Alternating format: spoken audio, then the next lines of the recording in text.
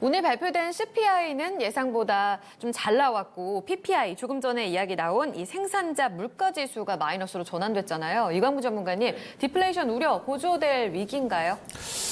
이거는 이제 급작스러운 변화는 아닌 것 같아요. 왜냐면은 시진핑 이 정부에서 나오는 정책들을 보시게 되면은 네. 2014년도 때는 경기를 확장시키는 전략이 나왔었고 2016년에는 또 이 소비를 감축시키는 정책이 나왔기도 했었거든요.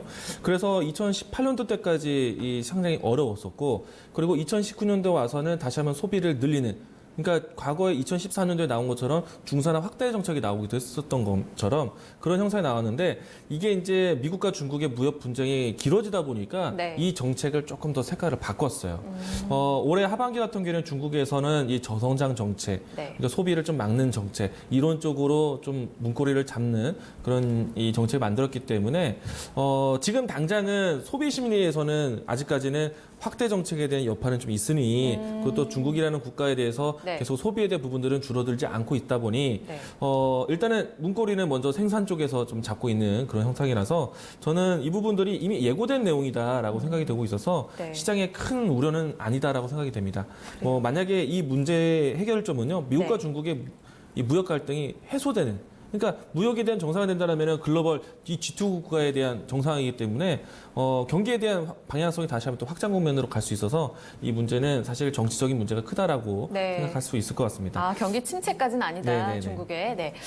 최정우 전문가님은 어떠세요? 지금 이 PPI 자체가 네. 경기 선행지수로 많이 읽히는 그렇죠. 이유 자체가 네. 굉장히 또 중요한 지표잖아요. 그렇죠. 또 네. 원자재 가격이나 이런 걸 다 반영하는 거죠? 그렇죠. 시장에서 미국에서 가장 많이 보는 지표 중에서 PPI 지수와 CPI가 있습니다. 항상 네. 뭐냐면은 CPI가 먼저 나오고 CPI가 먼저 나오고 그 다음에 나오거든요. 그러니까 공급자 관리 지수가 흐름이 좋지 않다는 얘기는 자 그만큼 소비가 줄어들었다는 얘기겠죠. 근데 CPI가 뭐 시장에서 뭐 이렇게 좀 뭐 오버해서 나왔다는 부분은 최근에 보시면은 소비자 물가 지수가 좀 오른 부분이 아프리카 돼지 열병과 관련돼서도 그러니까 돼지고기 가격과 식품 관련돼서 가격 많이 올랐다고 그렇죠. 하더라고요. 그런 부분이 CPI를 많이 끌어올렸던 부분이라고 설명을 드릴 수가 있겠고, 네. 자 그럼 PPI가 좀 안 좋아졌다면은 네. 중국 입장에서는 금리 인하에 대한 카드를 뭐 지급 준비율이나 뭐 금리 인하에 대한 카드를 만지작거릴 수밖에 없다라고 볼 수가 있겠습니다. 네. 그러니까 쉽게 얘기해서 이거죠.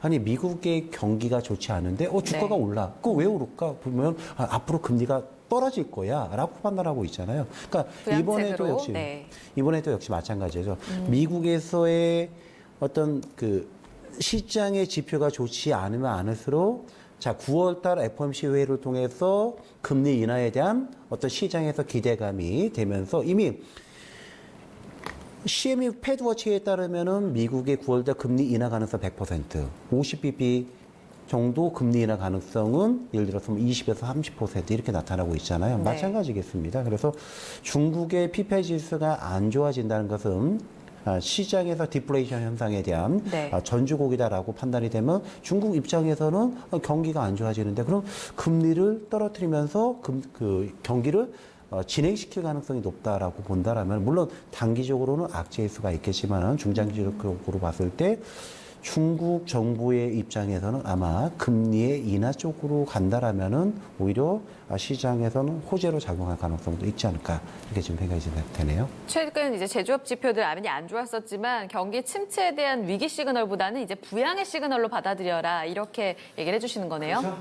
네. 경기 진작에 대한 뭐 시그널 쪽으로 받아들인 전략이 맞겠고요. 최근에 PMI 지수도 좋지 않게 나왔어요. 네, 제조업 지금 PMI. 구매자 관리 지수가 네. 중국에 지금 7월 달에 49.7이어서 우리가 보통 50 미만이면 경기 수축으로 얘기하잖아요. 네. 그래서 중국의 경기는 이미 안 좋다는 것을 얘기하고 있기 때문에 중국 정부에서도 여기에 대한 대책이 네. 뭐 조만간에 좀 나오지 않을까 이렇게 생각이 좀 되고 있습니다. 두 분 다 악재로는 보지 않으시네요. 디플레이션 그러니까 경기 침체 여기에다 물가 하락이 동반되는 것을 디플레이션이라고 하는데 저물가의 경고임에도 불구하고 큰 악재로 좀 받아들이진 않고 있습니다. 한 분은 정치적인 이슈 때문에 또 한 분은 일단 유동성 장세에 대한 기대감 때문에 이렇게 다른 해석이었지만 일단 악재로 보진 않는다라는 진단까지 들어봤습니다.